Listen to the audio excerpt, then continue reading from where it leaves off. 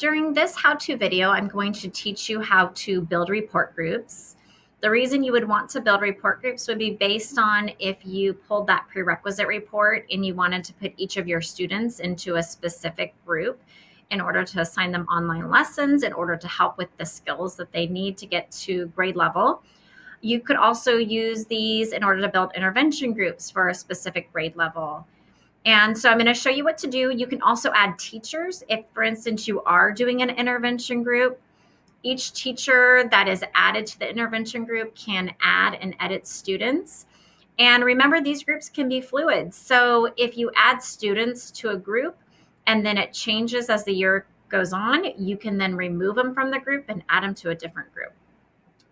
Where to start on making the groups is rosters. So we're going to click on rosters, and I have a demo account that I'm using here. So we're going to click on rosters. You should come here and you notice that you see all students. If you have other groups or somebody has shared things with you, you might have access to other things, but we're just going to click on all of my math students for right now.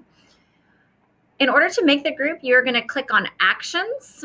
And so here we click on actions, and I'm going to create a report group. So add report group. Once here, you're going to have a green arrow in the bottom right-hand corner, and you're going to click on that green arrow. You now want to create a group name.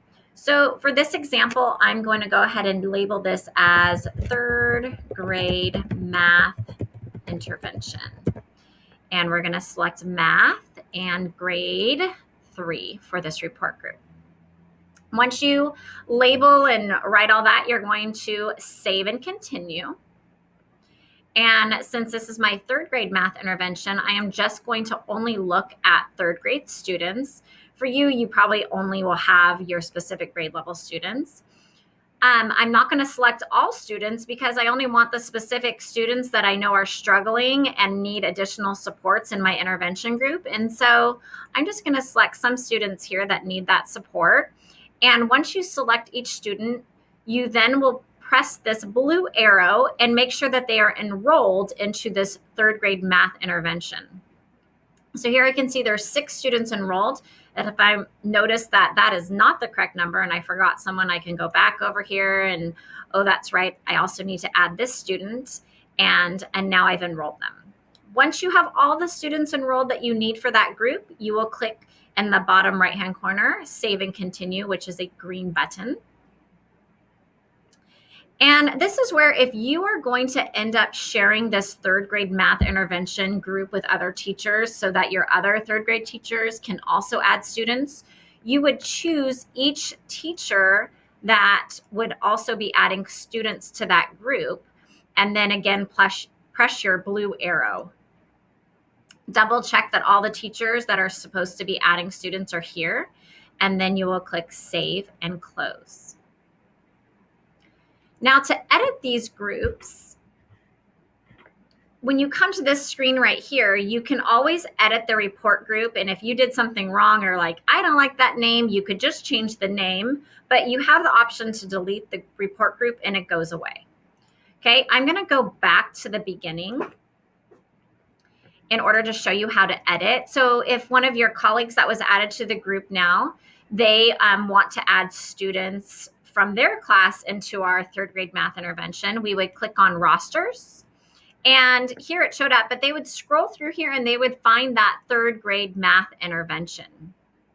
Now, here are the students that I added to that group. And they can also add students to that group by doing actions.